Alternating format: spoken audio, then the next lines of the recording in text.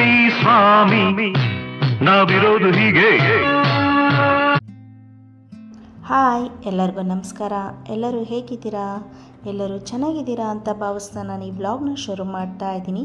ಈ ಪಕ್ಷಿಗಳನ್ನು ನೋಡ್ತಾ ಇದ್ದಾಗೆ ನಿಮಗೆ ಅರ್ಥ ಆಗಿರ್ಬೋದು ನಾವು ಎಲ್ಲಿಗೆ ಬಂದಿದ್ದೀವಿ ಅಂತ ಅಂದು. ನಾವು ರಂಗನತಿಟ್ಟು ಪಕ್ಷಿಧಾಮಕ್ಕೆ ಬಂದಿದ್ದೀವಿ. ಇದು ಕರ್ನಾಟಕ ರಾಜ್ಯದ ಮಂಡ್ಯ ಜಿಲ್ಲೆಯಲ್ಲಿದೆ. ಶ್ರೀರಂಗಪಟ್ಟಣದಿಂದ ಕೇವಲ 3 ಕಿಲೋಮೀಟ್ರ್, ಮೈಸೂರಿನಿಂದ 16 ಕಿಲೋಮೀಟ್ರ್ ಆಗುತ್ತೆ. ಇನ್ನು ನಮ್ಮ ಚಾನಲನ್ನು ಸಬ್ಸ್ಕ್ರೈಬ್ ಮಾಡ್ಕೊಂಡಿಲ್ಲ ಅಂದರೆ ದಯವಿಟ್ಟು ಸಬ್ಸ್ಕ್ರೈಬ್ ಮಾಡ್ಕೊಂಡು ನೋಡಿ. ಬನ್ನಿ ರಂಗನತಿಟ್ಟು ಪಕ್ಷಿಧಾಮ ಹೇಗೆ ಶುರುವಾಯಿತು ಅಂತ ನೋಡೋಣ. ಒಳಗೆ ಎಂಟರ್ ಆಗ್ತಾ ಇದ್ದ ಹಾಗೆ ಟಿಕೆಟ್ ಕೌಂಟರ್ ಇದೆ. ದೊಡ್ಡವರಿಗೆ 75 ರೂಪಾಯಿ, ಹಾಗೆ ಮಕ್ಕಳಿಗೆ 25 ರೂಪಾಯಿ ದರವನ್ನು ನಿಗದಿಪಡಿಸಿದ್ದಾರೆ. ಪಕ್ಕದಲ್ಲಿ ಲಗೇಜ್ ರೂಮ್ ಕೂಡ ಇದೆ. ರಂಗನತಿಟ್ಟು ಹೆಸರು ಬರೋದಕ್ಕೆ ಕಾರಣ ಶ್ರೀರಂಗಪಟ್ಟಣ ಹತ್ತಿರ ಇದೆ. ಹಾಗೆ ಅಲ್ಲಿನ ಆರಾಧ್ಯ ದೈವರಾದ ಶ್ರೀ ರಂಗನಾಥ ಸ್ವಾಮಿಯ ಹೆಸರನ್ನು ಈ ಒಂದು ಪಕ್ಷಿಧಾಮಕ್ಕೆ ಇಟ್ಟಿದ್ದಾರೆ, ರಂಗನತಿಟ್ಟು ಪಕ್ಷಿಧಾಮ ಅಂತ ಹೇಳಿ. ನಮ್ಮ ಕರ್ನಾಟಕ ರಾಜ್ಯದ ಪಕ್ಷಿಧಾಮಗಳಲ್ಲಿ ಒಂದಾದ ಈ ರಂಗನತಿಟ್ಟು ಪಕ್ಷಿಧಾಮವು ಅತಿ ಹೆಚ್ಚು ಪಕ್ಷಿಗಳು ಇಲ್ಲಿ ವಾಸಿಸೋದ್ರಿಂದ ಕರ್ನಾಟಕದ ಪಕ್ಷಿಕಾಶಿ ಅಂತಲೇ ಹೇಳ್ಬೋದು. ಎಲ್ಲ ಪಕ್ಷಿಧಾಮಗಳಿಗಿಂತ ಇದು ದೊಡ್ಡ ಪಕ್ಷಿಧಾಮವೆಂದು ಹೇಳಲಾಗುತ್ತೆ. ಹಾಗೆ ಇದು 40 ಎಕರೆ ವಿಸ್ತೀರ್ಣದಲ್ಲಿ ಹರಡಿಕೊಂಡಿದೆ. 1648ರಲ್ಲಿ ಆಗಿನ ಮೈಸೂರು ಅರಸರಾಗಿದ್ದ ಕಂಠೀರವ ನರಸಿಂಹರಾಜ ಒಡೆಯರವರು ಕಾವೇರಿ ನದಿಗೆ ಅಡ್ಡಲಾಗಿ ಕಟ್ಟಲಾಗಿದ್ದ ಬಂಗಾರದ ದೊಡ್ಡಿ ಎಂಬ ಅಣೆಕಟ್ಟು ಕಟ್ಟಿಸಿದಾಗ ಆ ಕಾವೇರಿ ನೀರಿನ ಹರಿವಿನಿಂದ 6 ಸಣ್ಣ ಸಣ್ಣ ದ್ವೀಪಗಳು ಹುಟ್ಟಿಕೊಂಡವು. ಇಲ್ಲಿ ಈ ಪಕ್ಷಿಧಾಮಕ್ಕೆ ಕಾರಣರಾದವರು ಪಕ್ಷಿ ತಜ್ಞರಾದ ಸಲೀಂ ಅಲಿಯವರು.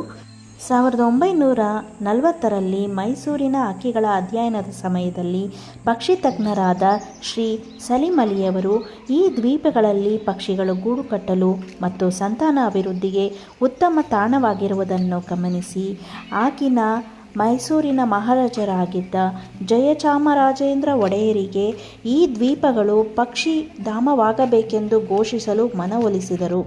ನಂತರ ಕರ್ನಾಟಕ ರಾಜ್ಯ ಸರ್ಕಾರ ಅರಣ್ಯ ಇಲಾಖೆಯು ಈ ಪಕ್ಷಿಧಾಮದ ನಿರ್ವಹಣೆಯ ಜವಾಬ್ದಾರಿಯನ್ನು ಹೊತ್ತಿದೆ.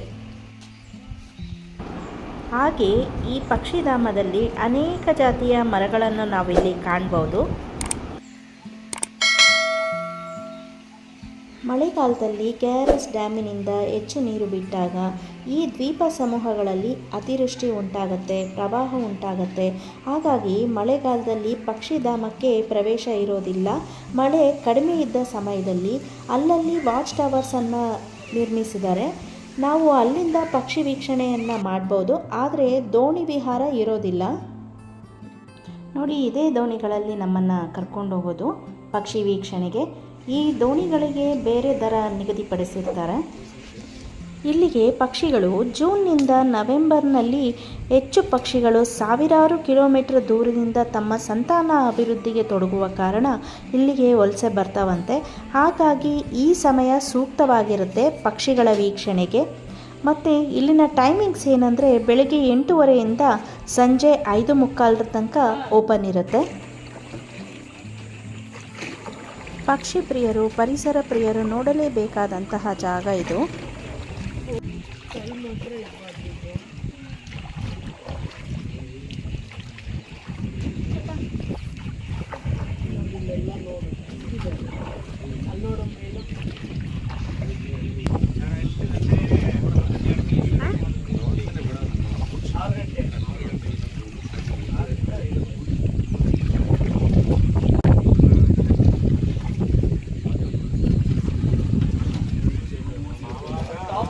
ಬಿಗ್ ಬರ್ಡ್ ಪೆಲಿಕನ್ ಬರ್ಡ್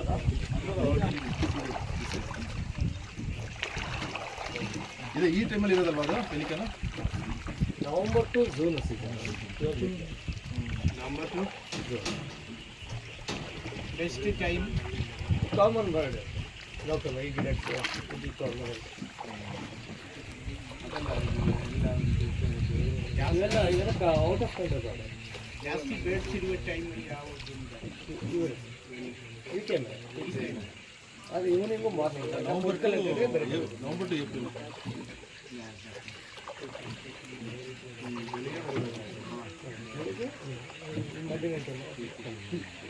ಇನ್ನೂ ಜಾಸ್ತಿ ಇರುತ್ತಾ ಬೆಳಿಗ್ಗೆ?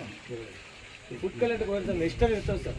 ನೆಕ್ಸ್ಟ್ ಫುಡ್ ತಗೊಂಡು ಹೋಗ್ತಾವಲ್ಲ ಬಂದರೆ ಅವ್ರಿಗೆ ಬರುತ್ತೆ. ಇದು ಆರೆಂಜ್ ಕಲರ್ ಬೇಕಾಯ್ತು ನಮಗೆ, ಪೇಂಟೆಡ್ ಸ್ಟಾಕ್.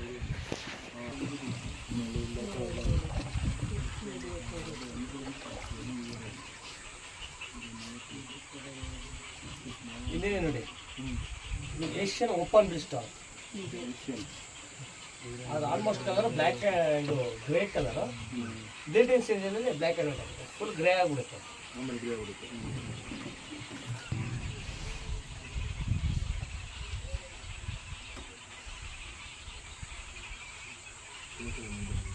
ಯಾವಾಗ ಈ ಬೆಡ್ಸ್ ಎಲ್ಲ ವಾಪಸ್ ಹೋಗೋದು? Sir June ಹೋಗ್ಬಿಡ್ತದೆ.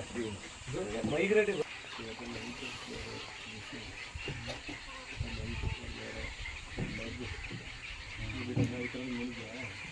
ಬ್ಲ್ಯಾಕ್ ಐತೆ ನೋಡಿ, ಬ್ಲ್ಯಾಕ್ ರೆಡ್ ಐಬಿಸ್.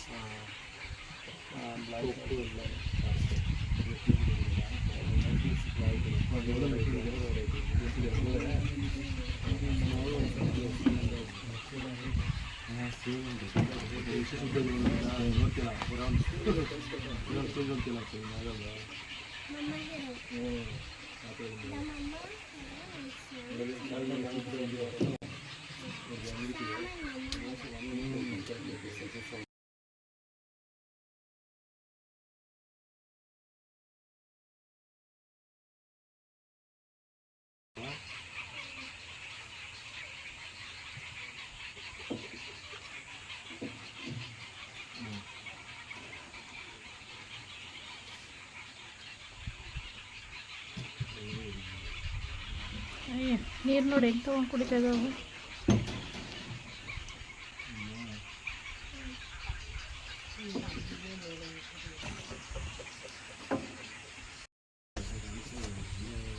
ಇದು ಫುಲ್ ಮಳೆಗಾಲದಲ್ಲಿ ಎಲ್ಲಿವರೆಗೆ ನೀರು ಬರುತ್ತೆ ಸರ್? ಮೇಲೆ ಎಲ್ಲ ಇರುತ್ತೆ.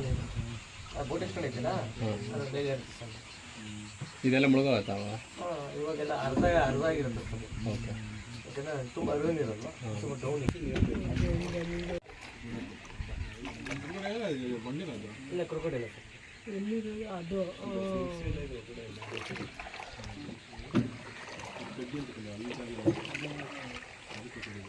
ಅಲ್ಲಿ ನೋಡಿ ಮೂಮೆಂಟ್ ಬರ್ತೈತೆ ನೋಡಿ.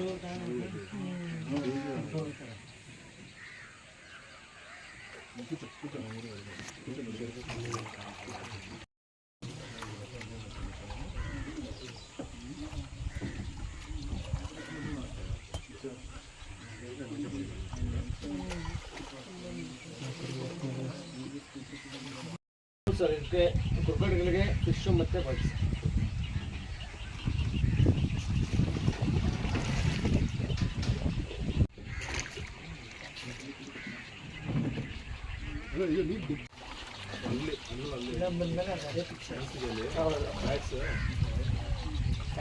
ಇದೆ ನೋಡಿ, ಏಷ್ಯನ್ ಓಪನ್ ಬ್ರಿಡ್ ಸ್ಟಾಕ್ ಖಾಲಿ ಇರುತ್ತಲ್ಲ, ಮರಿಗಳಿದೆ.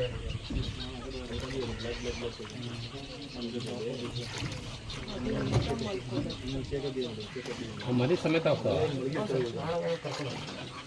ಅಲ್ಲಿ ನೋಡಿ ನೆಕ್ಸ್ಟ್ ಎಷ್ಟು ದೊಡ್ಡ ದೊಡ್ಡ ಮಾಡ್ಕೊಂಡು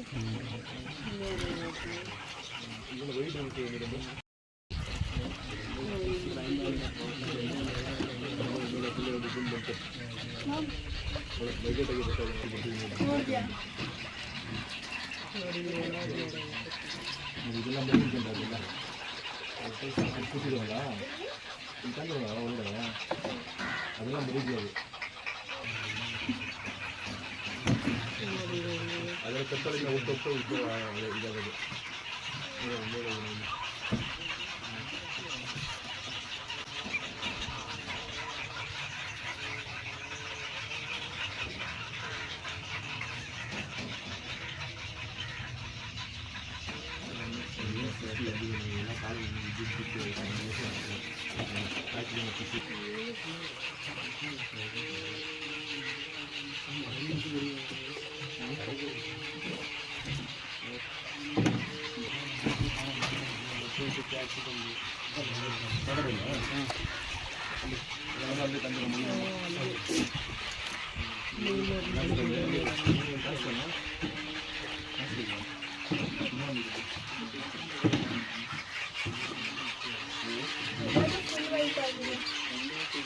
ವೈಟ್ ಎಲ್ಲ ಬರೋಣ ಇಂಗ್ರೇಟ್ಸ್ ಅದು ಬೆಳ್ಳಕ್ಕೆ ಅಮೌಂಟ್ ಬರ್ತದೆ.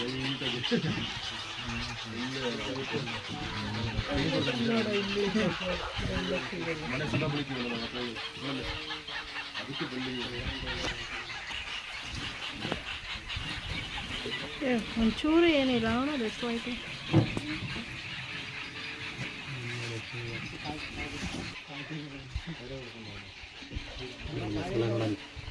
ಕಾಲಲ್ಲಿ ಮಾಡ್ಕೊಂಡಿದ್ದೆ ಕಣ್ಣಲ್ಲಿ. ವೆಲ್ಕಮ್ ಮಾಡ್ತಾರೆ.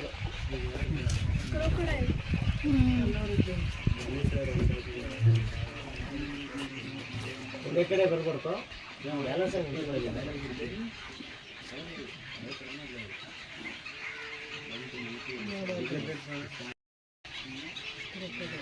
ಮಧ್ಯ ಇದೆಲ್ಲ ಹೋಗ್ತಾ ಮೇಲೆ ಗ್ರಿಪ್ ಸಿಗುತ್ತೆ.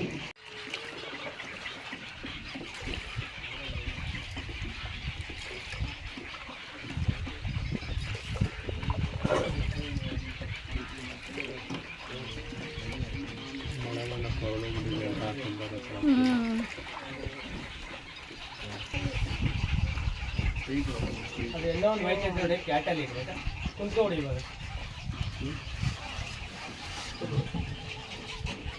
ನೋಡೋಣ ಅಬ್ಸರ್ವ್ ಮಾಡ್ತಾರೆ. White ಇಂಗ್ರೇಟ್ಸ್ ಬೆಳ್ಳಕ್ಕೆ.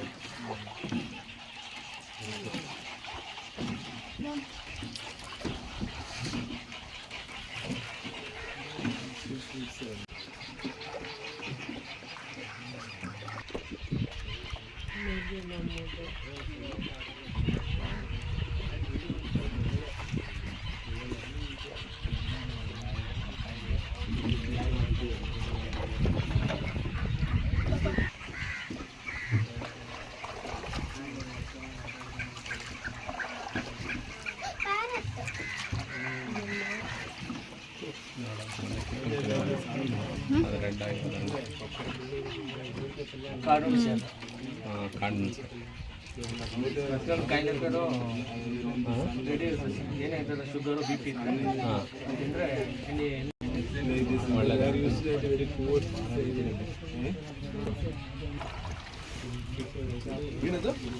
Sir Eurasian spoon bill peak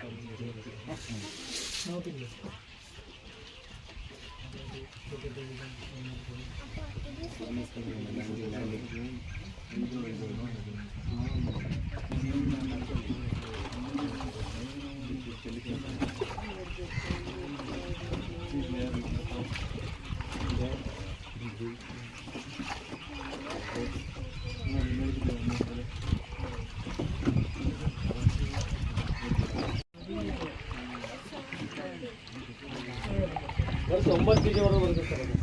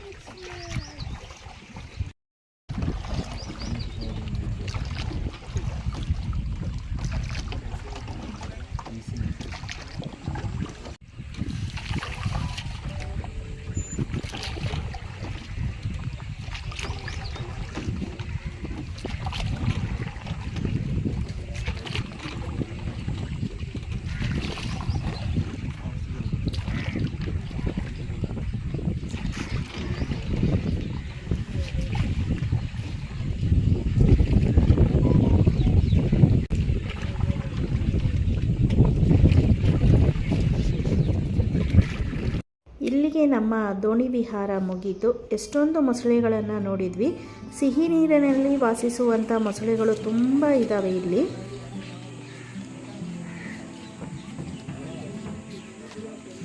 ಹಾಗೆ ವಿವಿಧ ಪ್ರಭೇದದ ಹಲವಾರು ಪಕ್ಷಿಗಳನ್ನು ನಾವಿಲ್ಲಿ ಕಾಣಬಹುದು. ಸುಮಾರು 240ಕ್ಕೂ ಹೆಚ್ಚಿನ ರೀತಿಯ ಪಕ್ಷಿಗಳು ಇಲ್ಲಿ ಇದೆ ಅಂತ ಹೇಳ್ತಾ ಇದ್ರು.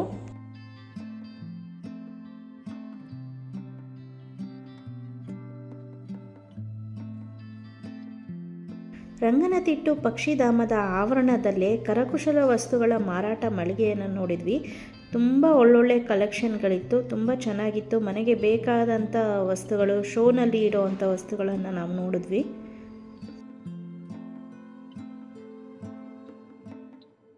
ಬೆಲೆಗಳೇನು ಹೆಚ್ಚು ಇರಲಿಲ್ಲ, ಕಡಿಮೆ ಬೆಲೆಯಲ್ಲೇ ಒಳ್ಳೊಳ್ಳೆ ವಸ್ತುಗಳನ್ನು ತಗೋಬೋದು.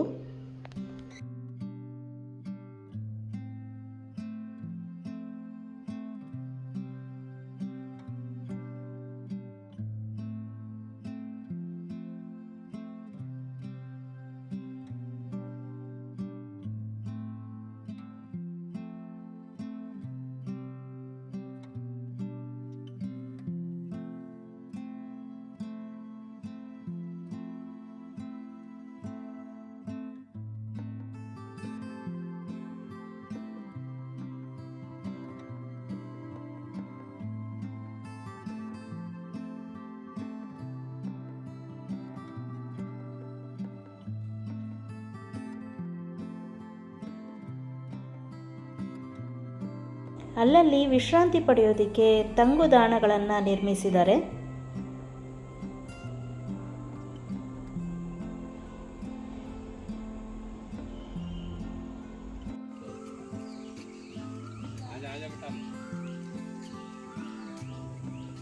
ಚಿಲಿಪಿಲಿ ಹಕ್ಕಿಗಳ ಧ್ವನಿಯನ್ನು ಕೇಳ್ತಾ ಇದ್ರೇ ತುಂಬ ಖುಷಿಯಾಗತ್ತೆ.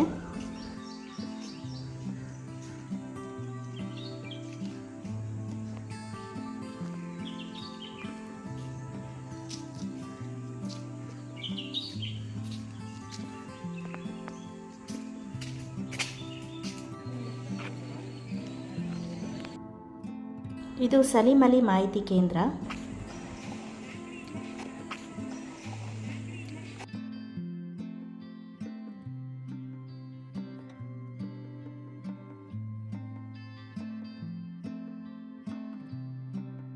ಪಕ್ಷಿ ಪ್ರಿಯರು ಹಾಗೆ ಪರಿಸರ ಪ್ರಿಯರು ಖಂಡಿತವಾಗ್ಲೂ ನೋಡಬೇಕಾದಂಥ ಜಾಗ. ಒಮ್ಮೆ ಭೇಟಿ ಕೊಟ್ಟು ನೋಡಿ ರಂಗನತಿಟ್ಟು ಪಕ್ಷಿಧಾಮಕ್ಕೆ.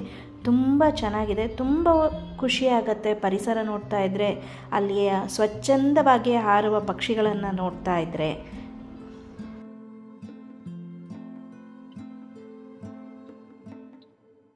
ಸಲೀಂ ಅಲಿ ಅವರ ಮಾಹಿತಿ ಕೇಂದ್ರದಲ್ಲಿ ಪಕ್ಷಿಗಳ ವಿವರಣೆಯನ್ನು ಕೊಟ್ಟಿದ್ದಾರೆ, ಯಾವ್ಯಾವ ಪಕ್ಷಿಗಳು ಯಾವ್ಯಾವ ಟೈಮ್ನಲ್ಲಿ ಬರ್ತವೆ ಅಂತ ಹೇಳಿ.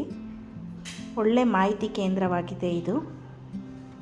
ಹಾಗೆ ನಾನು ಈ ವಿಡಿಯೋನ ಇಲ್ಲೇ ಮುಗಿಸ್ತಾ ಇದ್ದೀನಿ. ನಿಮಗೆ ಇಷ್ಟ ಆಗಿದ್ದರೆ ದಯವಿಟ್ಟು ಲೈಕ್, ಶೇರ್, ಕಮೆಂಟ್ ಮಾಡಿ. ಹಾಗೆ ಸಬ್ಸ್ಕ್ರೈಬ್ ಮಾಡೋದನ್ನು ಮರಿಬೇಡಿ. ನಾನು ಇನ್ನೊಂದು ವಿಡಿಯೋದಲ್ಲಿ ಸಿಗ್ತೀನಿ. ಧನ್ಯವಾದಗಳು.